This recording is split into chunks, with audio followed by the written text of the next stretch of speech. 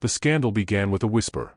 A single name, breathed behind a lace fan, carried across the golden ballroom like the scent of smoke before a fire. Lady Clara Beaumont. It was not spoken with admiration now, as it once had been, but with pity thinly veiled as curiosity.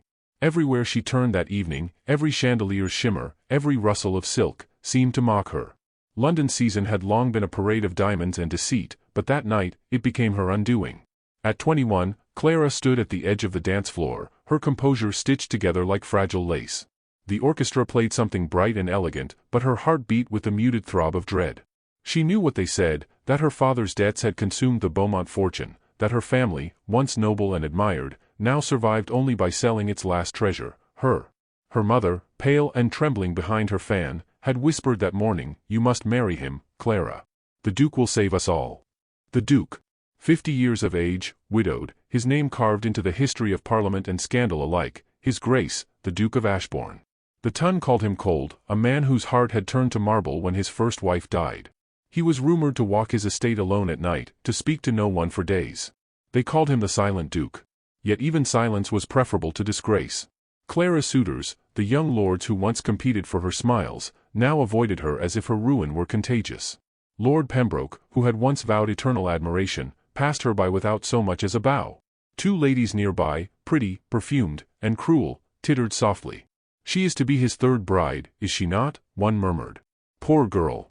She'll wither before the year's end."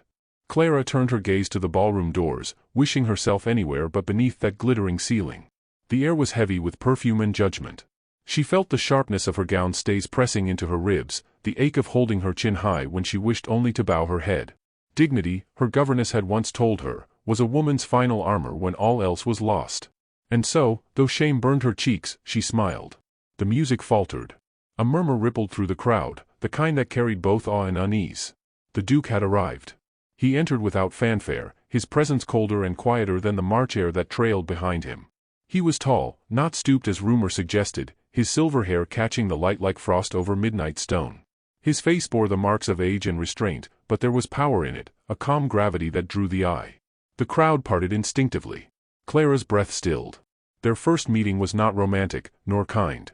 He bowed, perfectly, formally, his expression unreadable.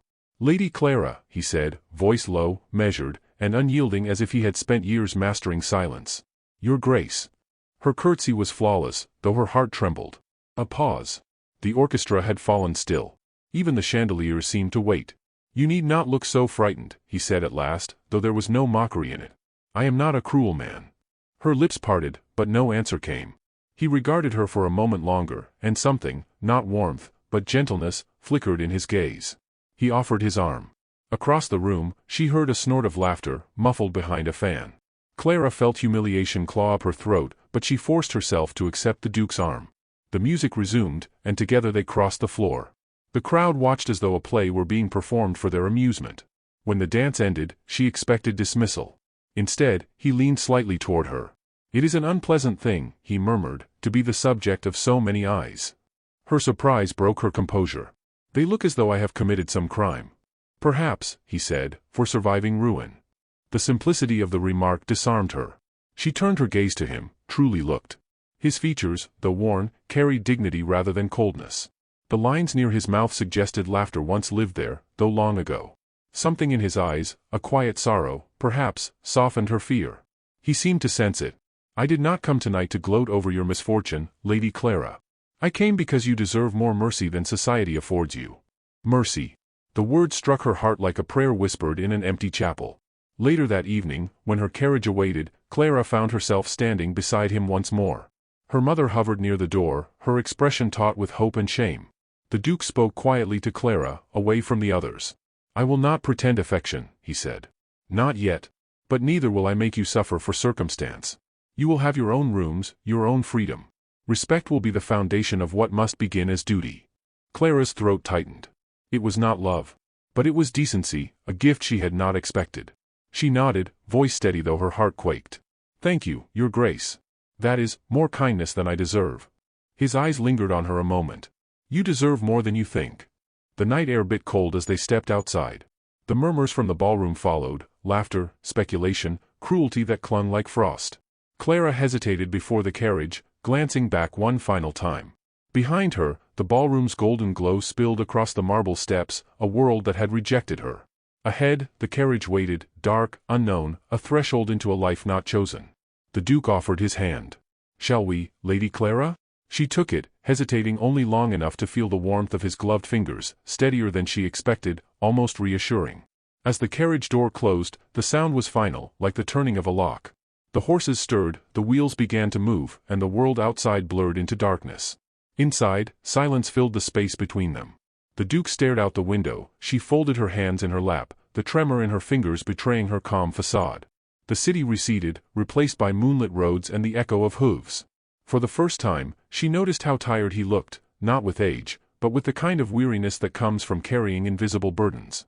When she dared to speak, her voice was barely above a whisper. "Do you regret it already, Your Grace?" He did not turn to her, but his answer came soft, unexpected. "No, Lady Clara. I regret only that you must endure the cruelty of others for my name." The words lingered, fragile and human. The rhythm of the carriage slowed her racing thoughts. Outside, London's lights faded to a distant shimmer, and Clara realized with a strange calm that the path before her could no longer be undone. Her fate was sealed, but perhaps, she thought, not in misery. She looked once more at the man beside her, the stranger who would soon be her husband. His eyes met hers, steady, unreadable, and he said quietly, "If it must be duty that brings us together, Lady Clara, let it not be misery that keeps us apart." The carriage turned down the long road toward Ashbourne, and the night swallowed the last of London's laughter. In the hush that followed, Clara felt something unexpected stir within her, not hope exactly, but the faint, trembling shape of it. The news of their marriage broke not with celebration but with scorn. By dawn, London's gossip sheets had already crowned her the winter bride, a girl of 21 chained to a man nearly twice her age. Servants whispered, socialites sneered, and Clara Beaumont's name became a jest passed over breakfast tables. The ink was barely dry when the carriages rolled toward Ashbourne Hall, and the echo of ridicule followed her like a curse. The journey was long and wordless. Clara sat upright, hands clasped too tightly in her lap. The Duke watched the road, his profile impassive against the grey light. Neither spoke of London nor the poison it had left behind. When at last the carriage crested the final hill, the estate appeared, vast and severe, its silhouette cutting through the mist like the ghost of a fortress. It looked less like a home than a sentence. The great doors opened before they had even stepped down. The household lined the entryway in a display of rigid formality, the butler bowing low, maids curtsying with eyes fixed on the floor. Yet the silence was telling. There was curiosity, pity perhaps, but no warmth. Clara's boots met the marble floor with the sound of a verdict being read. "This will be your home now," the Duke said, his voice even. "You will find it quiet." Quiet. The word felt like both promise and warning. Her chambers were spacious, cold, perfumed faintly with lavender that had long since faded. She moved through them like a ghost, brushing her fingers along polished furniture and heavy curtains. A portrait hung above the hearth, a young woman with pale hair and mournful eyes. The Duke's first wife. Clara stared at it for a long time, trying not to feel unwelcome in her own life. That night, a soft knock came at her door. A maid entered, timid, round-faced, smelling faintly of starch and soot. "His Grace wishes to ensure you have all you need," she murmured. Clara smiled faintly. "Tell His Grace I am comfortable." The maid hesitated. "He also sent this." She placed a small velvet box on the table and disappeared before Clara could ask another question. Inside lay a single pressed rose, pale as parchment, its petals sealed in glass. Beneath it, a folded note in a man's hand, "Every rose must learn to bloom again, even after the frost." Clara read the line twice. It was not affection, but it was gentleness, and she clung to it like a lifeline. Days passed in a strange rhythm. The Duke kept to his study, Clara to her solitude. She breakfasted alone, walked the gardens, learned the map of corridors that seemed designed to keep hearts from meeting. He was always polite, never distant enough to offend, but never near enough to comfort. At dinner, he would ask about her letters, her health, the estate, never her feelings. He spoke as a man who had forgotten the language of tenderness. Yet she began to notice things, how he paused before his late wife's portrait every evening, how he lingered by the stables to speak softly to the horses, how he never raised his voice, even when the servants blundered. His restraint, she realized, was not cruelty, it was caution. A man afraid of breaking what remained unbroken. But London had long fingers. One afternoon, a courier arrived with a folded newspaper sealed in wax. The headline sprawled across the page, "The Duke's child bride takes her place among his shadows." Beneath, a caricature, cruel, exaggerated, of a young woman beside an aging man, her eyes blank, her smile brittle.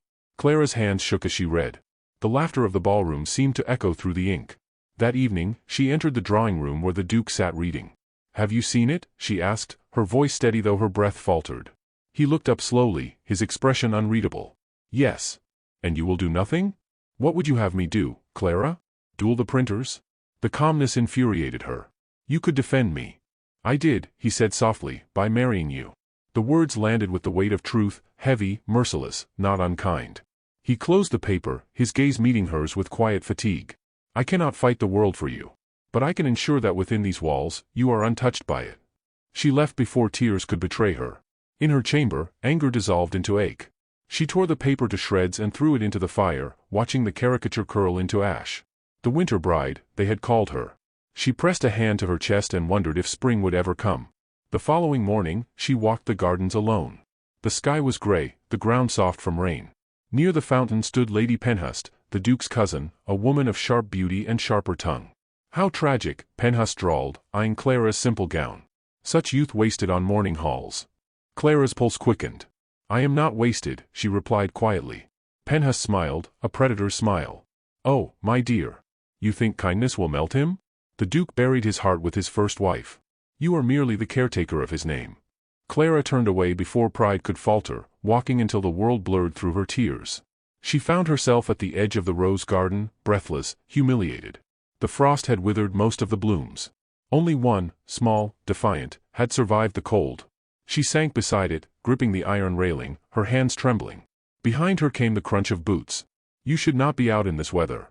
She turned. The Duke stood there, cloak draped over one arm, his expression unreadable. "I needed air," she said, wiping her cheeks. "Forgive me." He stepped closer, his voice low. "Do not apologize for breathing." He lifted his cloak and settled it around her shoulders with a gentleness that startled her. The warmth of it, faint but real, wrapped her like a reprieve. "Your cousin said." "I know what she said." His jaw tightened. "She speaks to wound. Ignore her." "That is easier for you, Your Grace. They do not whisper about you. They whisper about what they do not understand," he said quietly. "Let them." Clara met his eyes, steady, gray as the mist around them, and for the first time, she saw not the coldness of age but the exhaustion of a man who had endured too much. His gloved hand lingered at her shoulder, just long enough for her to feel the weight of his restraint. "You are not her shadow, Clara," he said, voice almost breaking the stillness. "Do not let them make you one." The words settled into her like a promise she did not yet know how to keep. Before she could speak, he turned and walked back toward the house, the mist swallowing his figure until only the echo of his footsteps remained. Clara stood in the quiet garden, the cloak heavy with his warmth, the crushed frost glinting beneath her shoes. The last rose trembled in the cold wind, fragile yet unyielding. She reached out, cupped it in her palm, and thought, for the first time, that perhaps it was not the frost that killed the bloom, but the waiting. And as she turned toward the hall, heart unsteady, she realized that something had begun to change, not in the world around her, but in the silence between them. The storm began without warning. One moment the estate lay under the still hush of late winter, the next, the heavens split open, and wind screamed through the corridors like a creature unchained. Thunder rolled across Ashbourne's moors, fierce enough to rattle the old glass panes. Inside, servants rushed to bolt windows and rescue candles from the drafts. Clara stood alone at the landing of the grand staircase, clutching the railing as lightning tore across the distant fields. Somewhere below, a door slammed. Then silence. The Duke had gone riding earlier that afternoon. Against every protest, he had insisted on visiting a tenant farm beyond the valley before the weather turned. When the rain began, Clara had paced the drawing room for hours, every gust of wind sounding like hooves on the path. She told herself it was foolish to worry, he was strong, seasoned, accustomed to storms, but as night fell, fear sharpened. The housekeeper, Mrs. Halling, found her standing by the door, pale and resolute. "His Grace will not thank you for fretting, my lady," the woman murmured, though her own voice trembled. "I am not fretting," Clara replied, though her trembling hands betrayed her. "I am waiting." At last, near midnight, the sound of wheels approached. The carriage arrived shuddering, the horses soaked and steaming, the coachman barely upright. The Duke stepped down without assistance, drenched to the bone but upright, commanding even in exhaustion. When he saw Clara waiting in the entry, something unspoken crossed his expression, not surprise, but recognition. She ran forward before she could reconsider propriety, seizing his arm. "You could have been killed," she whispered. "Not tonight," he said simply, brushing rain from his sleeve. "There was work to be done." Work? Her voice caught between anger and relief. You risked your life for tenants who would have forgiven your absence. They forgive easily, he said, because they have little choice. The words hung between them. He stepped past her, cloak dripping onto the marble, and disappeared down the corridor. Later, Clara found herself pacing the library, the only room still alight. Books lined every wall, the fire hissed and spat as if offended by the storm. When the door opened, she turned. The Duke entered, freshly changed, the lines of fatigue deepening the shadows on his face. He paused at the threshold, as if uncertain she wished to see him. I did not mean to worry you, he said at last. You did not, she lied. He regarded her for a long moment. You are a poor liar, Lady Clara. Something in his tone, not mocking, merely human, undid her restraint. I thought you might not return, she admitted. And it struck me, absurdly, that I would have missed you. The confession startled them both. A gust of wind flung rain against the windows like thrown gravel. The Duke's gaze softened, but he said nothing. Instead, he moved to the hearth and added a log to the fire. Would you sit? He asked quietly. There are things I have not told you.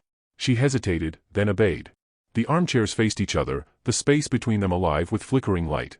For the first time since their marriage, he looked not like a statue carved from restraint but a man wrestling with memory. My late wife, he began slowly, was not the woman the world remembers. Clara lowered her gaze. I have heard only that she was beautiful. She was that, and clever, spirited. But she did not love Ashbourne, nor me. I thought time would soften her resentment, that affection might grow from duty.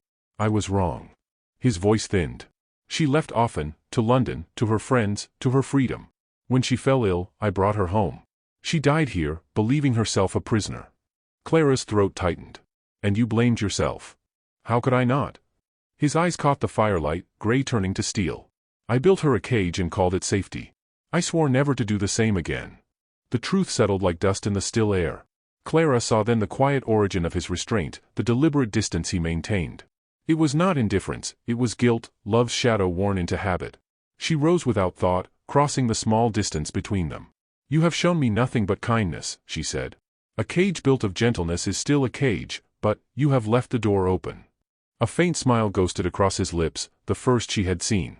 You mistake caution for kindness, Clara. Perhaps, she said softly, but caution can be merciful. He looked at her then, truly looked. The air thickened between them, not with impropriety, but with the ache of two people who had spent too long in silence. The fire's glow trembled across her face, gilding her in warmth. She wanted to look away but found herself held there, as if his gaze alone could steady the storm still raging outside. I thought I had no right to begin again, he murmured. And now, she asked. He exhaled, the sound nearer to a sigh than a breath. Now I find myself uncertain. A log cracked in the fire. Clara turned toward the sound, her pulse unsteady. Uncertainty, she said, is the beginning of everything worth feeling. He studied her as though she had spoken a truth he'd long forgotten. You are not what I expected. I know. Her smile was faint, tremulous. Neither are you. For a while, they said nothing. The rain softened, reduced to a whisper against the glass. In the silence, something fragile took root, a trust born not of words, but of shared solitude. At length, the Duke rose. You should rest, he said, though his voice carried none of its usual command. So should you. He offered a small, almost hesitant bow. Good night, Lady Clara. She inclined her head. Good night, Your Grace. But neither moved. The moment held, breathless. Then, as he turned to go, her hand reached instinctively toward him, catching his sleeve, light as a tremor. He stopped. The contact was nothing, a whisper of touch, yet it sent a shiver through the air. I am not afraid of you, she said quietly. His answer came after a long pause. Then you are braver than most. When he left, the library seemed emptier for it. The fire dwindled, leaving shadows dancing across the spines of books. Clara sank back into her chair, heart racing, unsure whether she had crossed a line or simply found it. Hours later, when the storm at last subsided, she remained awake, replaying every word. She thought of his grief, of the way he had looked at her, not as an obligation, but as a mirror of his own loneliness. Somewhere deep within, the frost began to thaw. By dawn, the wind had died. Clara rose, opened the window, and breathed the damp air heavy with the scent of earth and smoke. Below, the gardens glimmered under a thin veil of mist, the first hint of morning gold brushing the horizon. The estate, once cold and unyielding, seemed almost alive. Behind her, on the small table beside the fire, lay the glass box that held the pressed rose he had once given her. The glass had cracked in the night, a slender fracture running through the petal's heart. She touched it lightly, wondering whether things broke from weakness or from the pressure of growing stronger. In the hush that followed, a knock sounded at the door, soft, deliberate. Clara turned, heartbeat quickening, her hand still resting on the broken glass. The spring sun broke over Ashbourne Hall with a brilliance that made the frost of winter seem a distant memory. Clara stepped onto the terrace, inhaling the scent of damp earth and early blooms, the garden slowly awakening under her gaze. She had walked these paths countless times since her arrival, yet today felt different, as though the world had shifted imperceptibly while she slept. The roses, once fragile and pale, now glimmered with defiance, their petals brushing against her fingertips like whispered promises. Below, the Duke appeared, striding along the main walk with the quiet authority that had first intimidated her. His coat, tailored and dark against the morning light, caught the wind, and his silver hair glinted like the crest of a wave. He paused, turning to notice her, and for a heartbeat, the world contracted to the space between them. Clara felt the same strange thrill she had felt on the night of the storm, tempered now by months of quiet understanding. "You are early," he said, his voice carrying over the soft murmur of the estate. "And you are late," she replied, her lips curling in the faintest of smiles. "You promised the tulips would not wither while I was gone." He looked at her, one brow arched, but his eyes softened, revealing the humor that seldom touched his austere demeanor. "The tulips forgive you," he said, "for daring to be elsewhere than here, where their caretaker wanders." The shift between jest and respect was one Clara cherished. The Duke had taught her patience, the patience to observe subtlety, to recognize restraint as the truest form of affection. He had shown her that a smile, a glance, a word carefully chosen, could mean more than the empty flattery of society. Yet London's whispers were not so easily dispelled.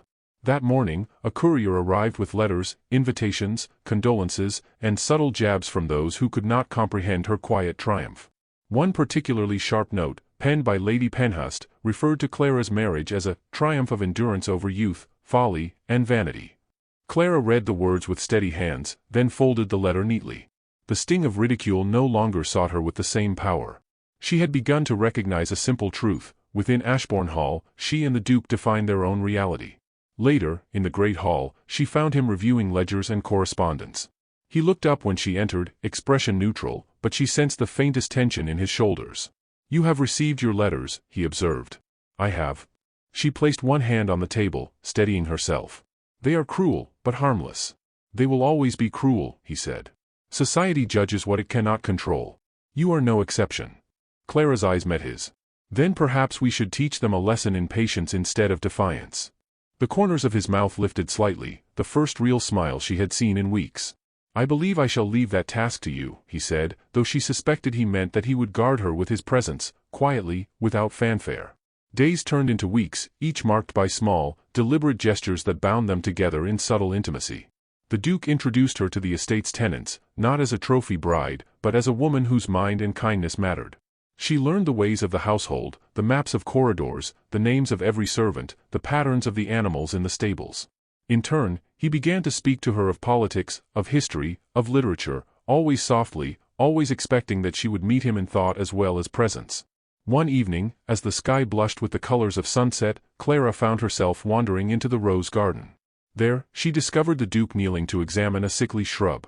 He looked up when she approached, and the faint light caught in his eyes, revealing a vulnerability she rarely witnessed. "I fear this rose may not survive," he said, his tone unusually unguarded. Clara stepped closer. "It is merely weak from winter. With care, it will bloom again." He studied her, the gray of his eyes catching the amber of the sky. "You have a talent for hope," he murmured. "And you have a talent for listening," she returned softly. They worked side by side, tending the garden in silence that was neither awkward nor empty. Words, they had learned, were often unnecessary when presence alone could convey what the heart could not yet articulate. The rose, once wilted, began to straighten in their care, a small testament to the power of patient nurture. Later, in the drawing room, the conversation turned to London. Clara hesitated, then spoke of the caricature that had mocked her at the ball, the cruelty of tongues that sought to wound without care. He listened, his hands folded before him. "It is not for me to defend you from whispers," he said. "But I can show you that what matters is the world we create here, together. The rest may chatter, but it does not touch the truth between us." The weight of his words settled like warm embers in her chest. For the first time, Clara felt the vast difference between fear imposed by society and the sanctuary found in understanding. The Duke's affection was not loud, nor was it passionate in a way the gossiping tongue might recognize. It was steady, deliberate, and growing, a force more profound than any fleeting triumph of youth or beauty. Days passed, and Clara's confidence in her place within Ashbourne Hall grew. She noticed the subtle ways the Duke sought her counsel, the way he paused to ensure her comfort, the almost imperceptible softening of his gaze when she entered a room.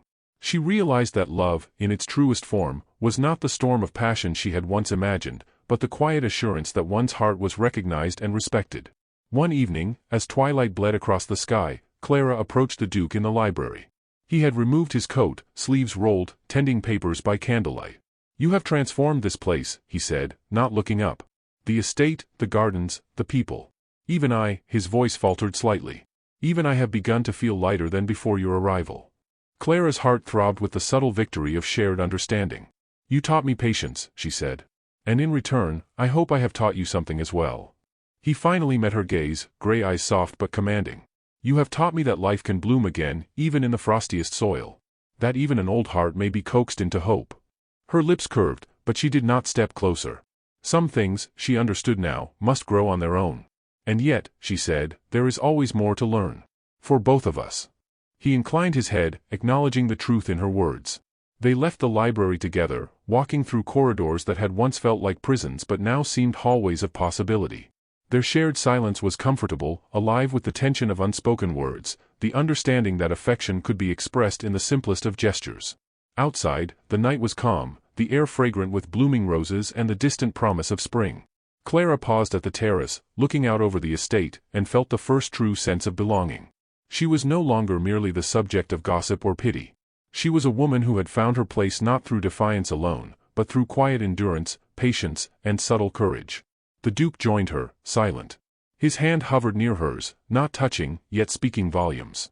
Clara looked at him, and in that suspended moment, she realized the depth of their bond, not born of impulse, but of deliberate choice, nurtured in the space between solitude and understanding. "You are braver than I imagined," he said at last, voice low. "And you," she replied, "are softer than I feared." For a moment, the world seemed to hold its breath. The night spread out before them, a tapestry of shadow and promise, and Clara understood that the next step would not be dictated by society, rumor, or fear. It would be theirs alone. Then, without warning, the distant chime of the estate's gate bell echoed across the grounds, sharp and insistent, carrying with it the arrival of a visitor whose presence would test the fragile understanding they had built, a reminder that the world outside Ashbourne Hall had not yet relinquished its whispers, nor its judgment. The carriage arrived in a swirl of dust and urgency, the horses' hooves pounding like warnings across the gravel drive. Clara, perched at the terrace window, saw it before the bell had even finished tolling. Her heart tightened at the sight. She sensed, without understanding why, that this was no ordinary visitor. The Duke appeared at her side, calm in a way that both reassured and unnerved her. His eyes, gray and measured, scanned the approaching figure with a sharpness born of experience. "They come too often," he muttered, though his voice carried no anger. "And yet, the world insists upon intruding, even here." Clara swallowed, feeling the weight of his words more than their meaning. For months, they had built a fragile peace, quiet moments of understanding, small victories over loneliness and ridicule. Now, the threads of that peace trembled. The carriage halted. A man stepped down, tall, impeccably dressed, his posture betraying authority even before recognition struck. Letters, reports, and whispered rumors had prepared Clara for society's judgments, but not for him. He was a representative of London, a messenger of society's relentless scrutiny, and his presence brought with it the tension of expectation. "You have news," the Duke said, voice steady but low, more to himself than to the newcomer. "I bring word from the Tun, Your Grace," the man replied. "It concerns Lady Clara." Clara felt her pulse quicken. The Duke's hand brushed her back lightly, not touching enough to be seen, but enough to anchor her trembling resolve. His presence was a shield she did not know she would need. "What sort of word?" Clara asked, though she feared the answer. "A summons, of sorts," the man said. "Some in London insist upon meeting you, questioning your marriage, your position, your suitability." Clara's chest tightened. The whispers, the caricatures, the endless scrutiny, it had all led to this moment. She had hoped Ashbourne Hall would be sanctuary enough, that the walls of this estate could hold her from the judgment outside. Yet here it was, spilling into her life again. The Duke regarded her, expression unreadable. Then, unexpectedly, he offered a hand. "You will face this, Clara," he said. "Not as the timid girl they expect, but as a woman who commands respect." Her hand met his, tentative, trembling. The gesture was simple, yet profound, a promise of alliance, of protection, of understanding. She felt a surge of courage she had not known she possessed. Hours later, dressed in a gown of deep emerald that shimmered in candlelight, Clara descended the grand staircase. She carried herself with the dignity he had taught her to cultivate, a quiet defiance tempered by poise. The Duke waited at the foot, his coat immaculate, his eyes steady. "You are prepared?" he asked, his tone calm but insistent. "As I will ever be," she replied. They crossed the hall together, entering the drawing room where the representative from London had awaited them. The man rose, his expression shifting between admiration and calculation, aware he faced more than a girl, he faced a woman molded by endurance and care. "Lady Clara, your grace," he said, bowing slightly. "The Tun has expressed concern about the propriety of your union. Questions of age, temperament, influence." Clara's breath caught. She glanced at the Duke. His gaze met hers, steady, unwavering, and in it she saw a calm she had not anticipated. She straightened, shoulders back, and met the man's scrutiny without flinching. "Propriety," she said softly, yet with clarity, "is defined not by rumor, but by the integrity of one's actions. My marriage to the Duke has been built upon respect, understanding, and shared purpose. That is enough." The room fell silent. The Duke inclined his head slightly, acknowledgment without interruption. The representative paused, then inclined his own head, recognizing that the court of Ashbourne's halls was not the same as the court of gossip and judgment outside. "You speak with conviction," he said. "And it is noted." Clara felt the faintest flutter of triumph. Not triumph over society, that would never come fully, but triumph over fear, over self-doubt, over the shadows that had haunted her since London. She had not only survived scrutiny, she had met it and defined her place. When the man departed, the Duke and Clara remained in the quiet of the drawing room. She turned to him, a flush of relief and something deeper coloring her cheeks. "You were magnificent," he said simply, his eyes reflecting a mixture of admiration and private affection. "I followed your example," she replied, almost shyly. "You taught me how to stand, how to speak without faltering." "And you surpassed even that," he said, a hint of pride warming his otherwise reserved tone. "You claim your place not by my protection, but by your own strength." Clara felt warmth in her chest, the steady, comforting kind that only grows from shared understanding and time spent earning trust. The months of quiet companionship, the subtle gestures of care, the patience both had cultivated, it all culminated in this moment. She realized that love had arrived not with fanfare, not with the tempest of passion, but with deliberate, enduring presence. That evening, as they walked the terrace, the garden sparkling under the pale light of the moon, Clara paused. "I have feared the world," she said softly, "and its judgment, and even its ridicule. Yet I no longer feel entirely powerless." "You are never powerless, Clara," the Duke replied. "Not here, not in your own life, and not with me." The words were simple, yet they carried weight heavier than any proclamation in London. She understood then that their bond had transcended obligation, scandal, and rumor. It was rooted in respect, patience, and recognition of one another's hearts. They stood side by side, watching the stars emerge in the clear night sky, the wind carrying the faint scent of roses from the gardens below. It was a silence filled not with absence, but with understanding, an intimacy deeper than words could capture. Yet as Clara leaned slightly toward him, a small sound broke the stillness. A distant knock at the terrace gate, soft but deliberate, carried across the moonlit grounds. Clara's heart stuttered, the world outside Ashbourne had not relinquished its hold. The visitor's identity, the nature of the message they bore, remained unknown, but their arrival hinted at challenges yet to come. The Duke's hand brushed hers, not in command, but in reassurance. "Whatever comes," he said quietly, "we face it together." Clara nodded, feeling the full weight of his promise. The estate had been her refuge, the Duke her anchor, and yet she understood now that life's trials would not end merely because they had claimed their place within Ashbourne's walls. The wind rustled through the gardens, carrying both the fragrance of roses and the distant echo of uncertainty. Clara's pulse quickened, not with fear, but with anticipation. She looked at the Duke, her partner, her protector, her unexpected companion, and realized that love, in its most enduring form, was as much about facing the unknown together as it was about shared triumphs. And as the knock came again, sharper this time, Clara knew that the next step of their journey, whether trial, revelation, or reconciliation, was about to unfold.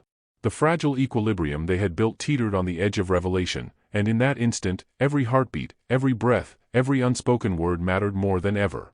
She turned to him, eyes bright in the moonlight, and whispered, almost to herself, "Are we ready?"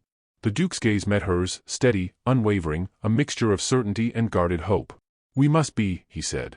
And with that, they moved toward the gate together, stepping into the unknown, united in courage, in trust, and in the quiet bloom of love that had grown between them, fragile yet unyielding, like the first rose of spring emerging after a harsh winter. Please like and subscribe for love.